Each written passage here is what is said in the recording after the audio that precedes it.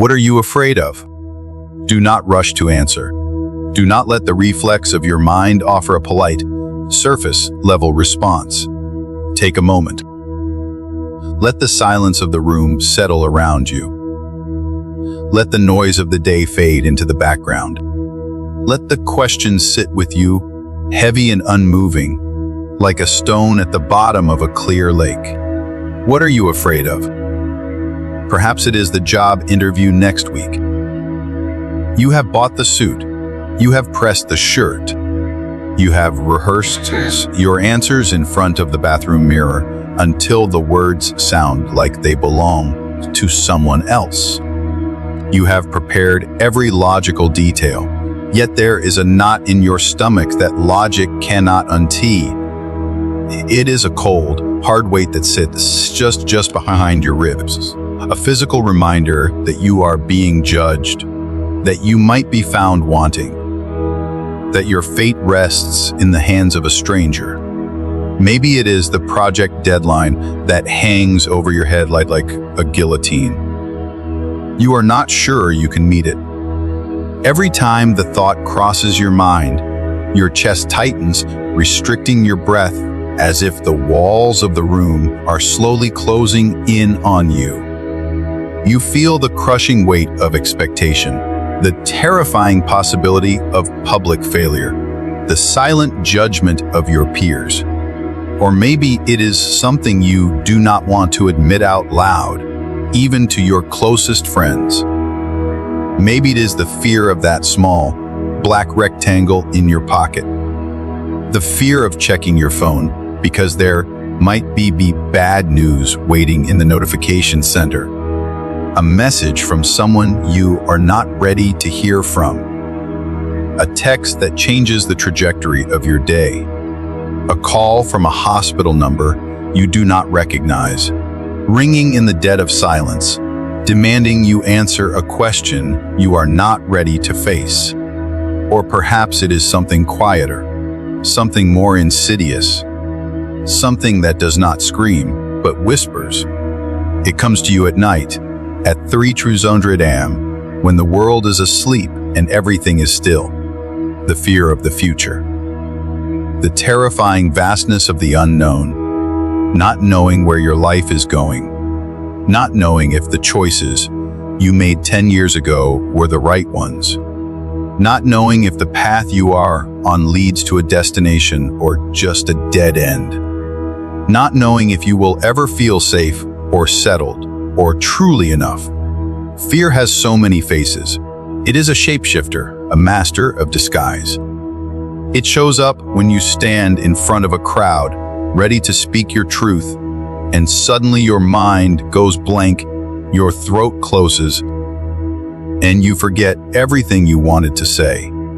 It shows up when you open your banking app at the end of the month and see a number that is lower than you need it to be. And the cold reality of survival hits you in the gut. It shows up when you look in the mirror and notice a new line on your face, a gray hair, a subtle sagging of the skin.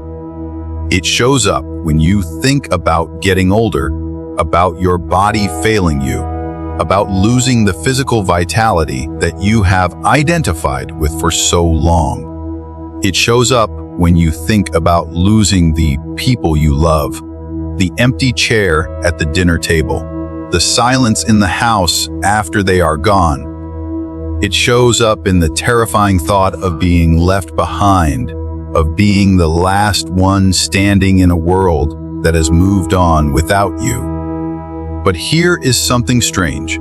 Here is the paradox that we rarely stop to examine. No matter what shape fear takes, whether it is the intellectual fear of career failure, the emotional fear of romantic rejection, the primal fear of death, or even the instinctual, sudden fear of a spider scuttling across the corner of your room, the feeling inside is almost always the same. The biological signature is identical. Your heart beats faster, hammering against your ribs like a trapped bird. Your hands get cold as the blood rushes to your vital organs. Your stomach tightens into a knot. Your mind starts spinning, a centrifuge of anxiety, jumping from one worst case scenario to another, drafting catastrophes that haven't happened yet. If every fear creates the same feeling in the body, the same chemical cascade in the blood, the same chaotic reaction in the mind, then maybe we need to ask a deeper question. Maybe we have been looking at the symptoms and ignoring the disease. Are we really afraid of all these different things? Are we really afraid of the spider, the boss, the bank account, and the grave? Or are we all, underneath the surface noise, afraid of the exact same thing? Let us try an experiment together. We are going to perform surgery on the mind. Think of a fear you have right now. It does not have to be something dramatic or cinematic. It can be something mundane, something many of us carry in the background of our lives, like the fear of losing your job. Now, let us go beneath the surface. Let us stop treating the symptom and look for the root. Let us ask why. You are afraid of losing your job. Why? The answer seems obvious, because you won't be able to provide for your family. You won't be able to pay the rent. Okay, but let us push harder. Why is that so terrifying? Because if you cannot provide, people will see you as a failure. Your status will drop. The way people look at you will change. They will think you are not capable, not strong, not good enough. And why does that frighten you so much? Why does the opinion of others hold such power? Because if you are not good enough, then maybe you do not deserve to be loved. Maybe you will be cast out. Maybe you will be abandoned. Maybe you will become invisible, irrelevant, like you do not matter at all. Do you see what just happened? Do you see the descent? We started with a fear of losing a job, something concrete, something external, something about money and contracts. And within a few simple questions, we arrived somewhere much darker, much deeper. We arrived at the fear of not being worthy, the fear of being abandoned, the fear of disappearing. Let us try another one. Let's look at something primal. You are afraid of snakes. Why? Because they might bite you. The venom is dangerous. And why is that scary? Because you could die. The body could shut down. And why is death so frightening? This is where it gets harder to answer. This is where the mind starts to stutter. You are afraid of death because you are afraid of not existing anymore.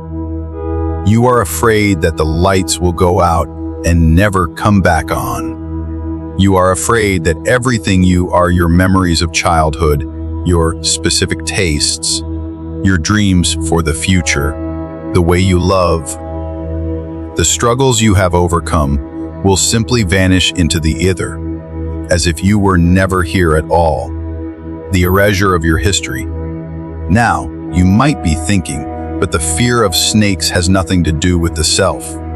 That is just survival instinct. It is biology. It is evolution protecting the organism. And you are right, it is survival instinct. But what is survival instinct, if not the desperate protection of me at the most basic level? This body, this biological machine, this life, it is the foundation of everything you call yourself. Your name, your memories, your relationships, your dreams, all of it depends on this heart beating and these lungs breathing. Lose the body, and you lose the platform upon which the self is built. So even the most primal fear, the fear that seems purely physical, purely instinctive, is still, at its absolute core, the fear of losing the self. Now notice the pattern. We started with two very different fears, the complex, social fear of losing a job and the primal, animal fear of a venomous snake. But when we kept asking why When we drilled down through the layers of sediment, we ended up in the exact same cavern. The fear of loss, the fear of separation, the fear of ceasing to exist. The fear that this person I have spent my whole life building, curating, defending, and protecting might one day simply be gone. This is what I want you to see. This is the shift in perspective. The fears we experience on the surface are just the outer layer. They are the costumes fear wears. They are the tip of a massive iceberg floating in the dark ocean of the subconscious. Beneath them, there are deeper fears: fear of failure, fear of rejection, fear of not being worthy. And at the very bottom, in the crushing depths, there is something even more primal. A fear that most of us do not even know we carry, yet it drives every decision we make. The fear of losing ourselves. More than 600 years ago, a man sat under a tree and looked deeply into the nature of this terror. The Buddha did not rely on modern psychology or neuroscience, yet what he discovered is as precise as any MRI scan. In the Dhammapada, one of the most beloved and accessible collections of his teachings, there is a series of verses that speak directly to this mechanism. Verse 212 says, "From endearment springs grief, from endearment springs fear. For one who is wholly free from endearment, there is no grief. Whence then fear?" And verse 214 continuous, "From attachment springs grief, from attachment springs fear. For one who is wholly free from attachment, there is no grief. Whence then fear?" Now, when we first hear this with Western ears, it might sound harsh. It might sound cold. Is the Buddha telling us not to love? Is he telling us to become robots, indifferent to the suffering of others, caring about no one and nothing? No, that is a misunderstanding. That is not what he is saying. What he is pointing to is something much more subtle and much more dangerous. He is distinguishing between love and clinging. He is saying that whenever we cling to something, whenever we hold on tightly and say, "This is mine, this must stay, this cannot change, this defines me," we automatically create the conditions for fear. Why? Because deep down, in the marrow of our bones, we know the truth. We know that nothing stays the same. The universe is in a constant state of flux. Everything we love will change. Everyone we hold dear will one day be gone. Every possession we accumulate will eventually decay or be lost. And so, the tighter we grip, the more we fear losing. The intensity of the fear is directly proportional to the tightness of the grip. Think about it in your own life. You cling to your job, you wrap your identity around your title, and so you live in the constant, low-level fear of unemployment. You cling to a relationship. You make another person the sole source of your happiness, and so you fear rejection or abandonment with a panic that keeps you awake that night. You cling to your health, to your youth, and so you fear every symptom, every wrinkle, every sign of sickness. You cling to life itself, and so you fear death. Fear and clinging are two sides of the same coin. You cannot have one without the other. To hold on is to fear letting go. But the Buddha went even deeper. He was not satisfied with just identifying the symptom. He wanted to uproot the plant entirely. He showed us the roots, the deep, hidden causes that keep us trapped in this cycle of anxiety. The first root is what he called avijja. This is often translated as ignorance, but that is a poor word. It sounds like an insult. It is not ignorance in the sense of stupidity or lacking information. It is something more like blindness or not seeing clearly. We do not see the true nature of reality. We live in a hallucination. We believe that things should be permanent. We believe stability is the default. We believe we are in control. But reality does not work that way. Everything is changing. Our bodies are regenerating and dying every second. Our relationships shift like the tides. Our feelings rise and fall like weather. Our thoughts appear and vanish like clouds. And when we do not accept this flux, when we fight against the natural flow of life, trying to freeze time, fear arises. Fear is the friction between our expectations and reality. The second root is craving. This is the intense wanting, the unquenchable thirst that drives so much of our behavior. We crave pleasure, we crave success, we crave security, we crave validation. And there is nothing inherently wrong with enjoying good things. But here is the catch, the trap. The more intensely we crave something, the more we fear not getting it or losing it once we have it. Craving and fear feed each other. They are the engine of suffering. In his very first teaching, recorded in the Dhammapada Sutta, the Buddha identified craving as the origin of suffering. He even spoke of bhava, to the craving for existence, the desperate need to keep being, to continue, to leave a legacy. And vibhava, to the craving for non-existence, the wish to escape, to numb out, to disappear when the pain gets too great. Both of these are forms of fear in disguise. The third root is the deepest, the most hidden, and the hardest to pull out. It is the belief in a fixed, permanent self. The Buddhist texts call this atav dup dhyana, cling to the doctrine of I and mine. We spend our whole lives building this self. It is our magnum opus. We give it a name. We craft a history for it. We curate a personality. We dress it up with achievements, degrees, and possessions. We protect it from criticism like a fortress. And we believe, without ever questioning it, that this self is solid, that it is real, that it is the pilot of the ship, and that it must be defended at all costs. Now, you might be thinking, but we never consciously thought about a self. I just am. How can I be clinging to something I don't even know exists? But the belief in a self doesn't live in your conscious thoughts. It lives deeper. It lives in your reactions. Every time you feel offended, something is being offended. What is it? The self. Every time you defend yourself in an argument, what are you defending? The self. Every time you feel the sting of criticism and lash out, there it is. You don't need to define the self intellectually to protect it emotionally. You have been doing it your whole life automatically, instinctively, biologically.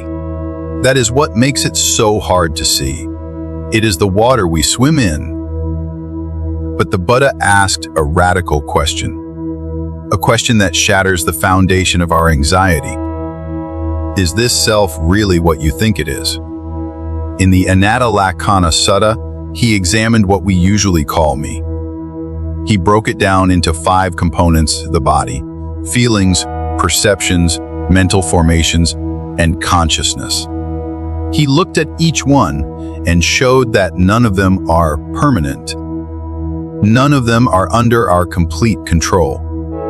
And none of them can be said to be a fixed, unchanging self. Form is not self. Feeling is not self.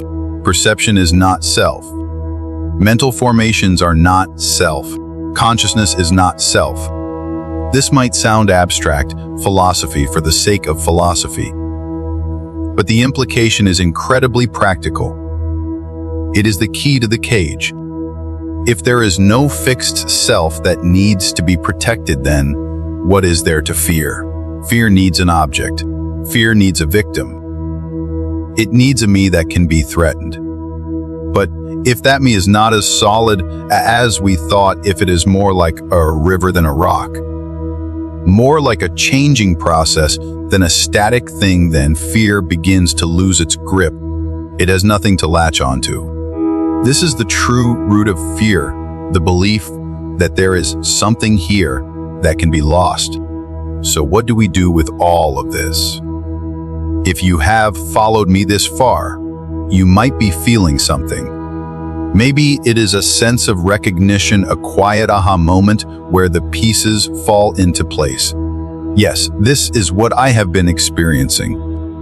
Or maybe it is discomfort. Maybe it is resistance. If there is no self, then what am I? What is the point of anything? Am I just a ghost? Let me share something that might help ground this. In the Bhayabherava Sutta, the Discourse on Fear and Dread, the Buddha tells the story of his own practice before he became awakened. He was not born fearless. He had to face it, just like us. He would go deep into the forest at night, to places that were considered haunted, dangerous, terrifying. The kind of places where even experienced ascetics would feel their hair stand on end and their blood run cold. And he was honest about it.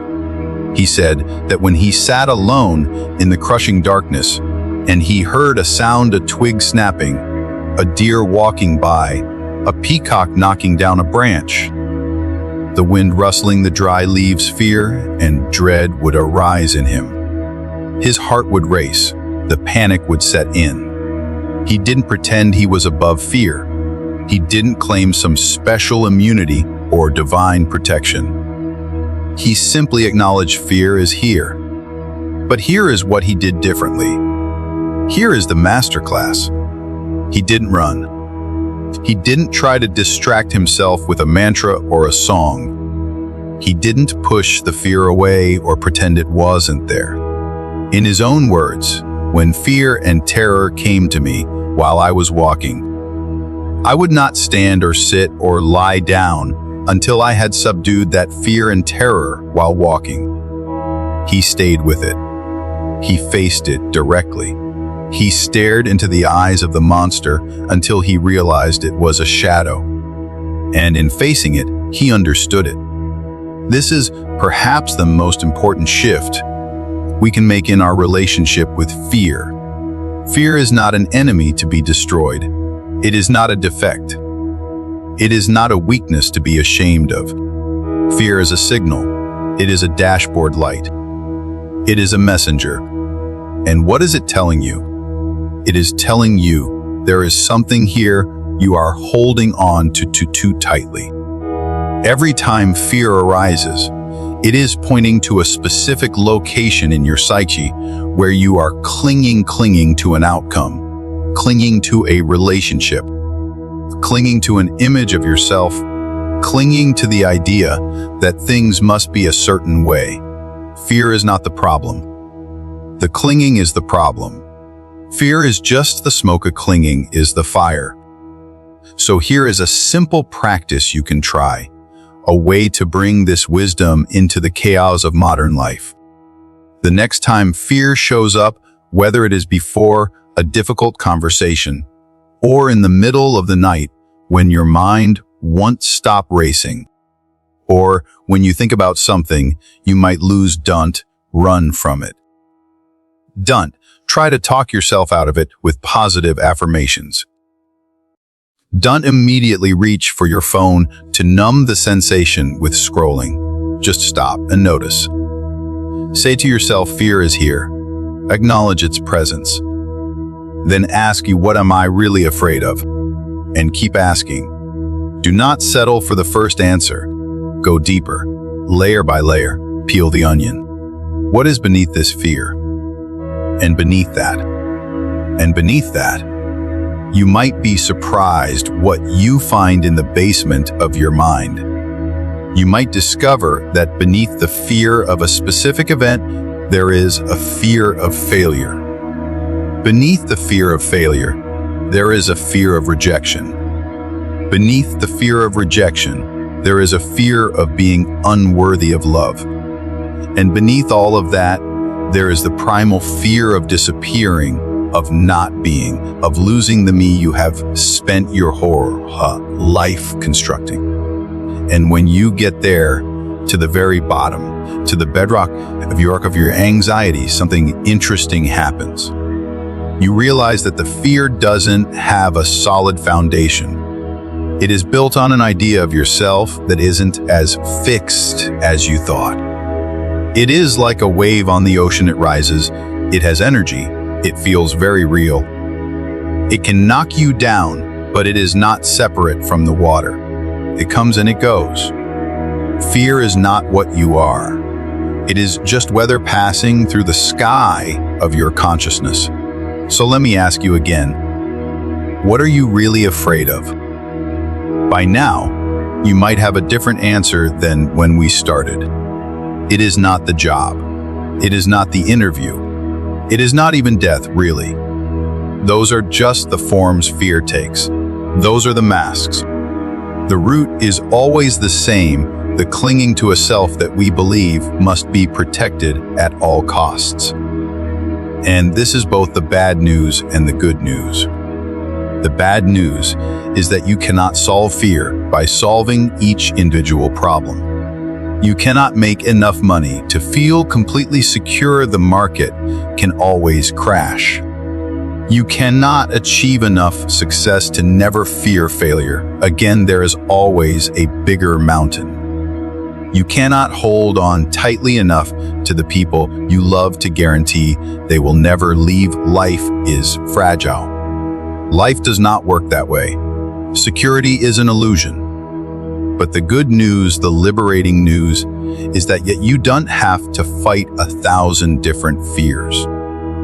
You don't have to slay 1,000 dragons. You only have to look at one route. When you see clearly, not just intellectually, but in your own direct experience, that the self you have been protecting is not a fixed thing, that it is a process of flow, a story you have been telling yourself, then fear begins to loosen its grip. Not because you have suppressed it, but it is less attached to. It slides off you like water off a duck's back. In the Dhammapada, verse 385, the Buddha describes the one who has found this freedom. He for whom there is neither this shore, nor the other shore, nor yet both. He who is free of cares and is unfettered, him do I call a holy man. Neither this shore nor the other shore. What does that mean? It is a cone. It is a paradox. In Buddhist teachings, this shore refers to the world of clinging, being caught in the pull of our senses, our desires, our attachments, the world of suffering. The other shore refers to liberation, the deathless, what the Buddha called nibbana. But here is what is remarkable about this versa. Even liberation is not something to cling to. The one who is truly free doesn't grasp at this shore, the world of attachment. But they also don't cling to the other shore, turning liberation itself into another possession, another identity, another thing the spiritual ego can claim as mine. Look at me, I am enlightened. That is just another trap. This is not about escaping life or disappearing into a void. That would just be another form of fear, the fear of living. True freedom is something else entirely. It is being fully in life, loving, working, creating, connecting, but without the tight grip. It is holding a bird in your open hand. You feel its warmth, you admire its beauty, but you do not squeeze. If you squeeze, you kill it. If you open your hand, it stays as long as it needs to, and leaves when it must. It is caring deeply, but not clinging desperately. It is living completely, but not being terrified of loss. You don't need to become a different person to find this freedom. You don't need to renounce your life, sell your possessions, or sit in a cave for 30 years. You just need to see clearly. See that the me you have been trying to protect is not as solid as you thought. See that fear arises from clinging, and clinging arises from a mistaken belief about who you are.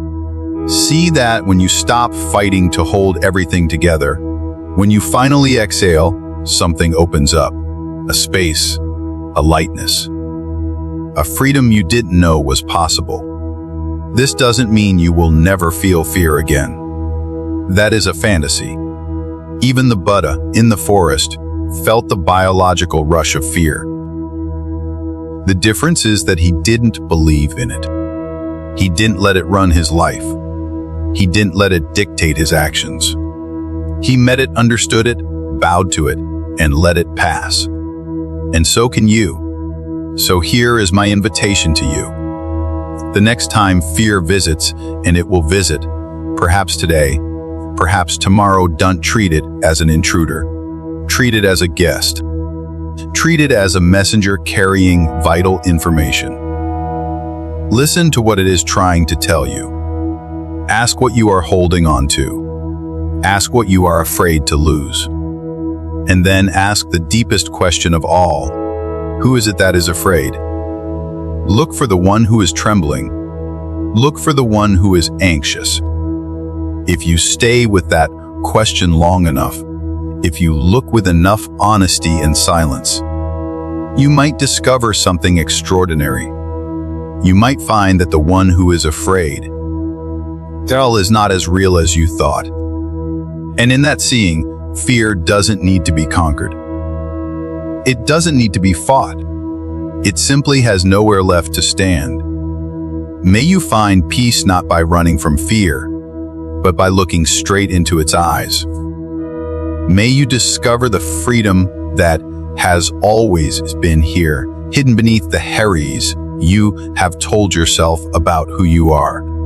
And may you walk through this life with an open heart, loving fully, living deeply, and no longer bound by the terror of what you might lose. Because in the end, what you truly are was never something that could be lost.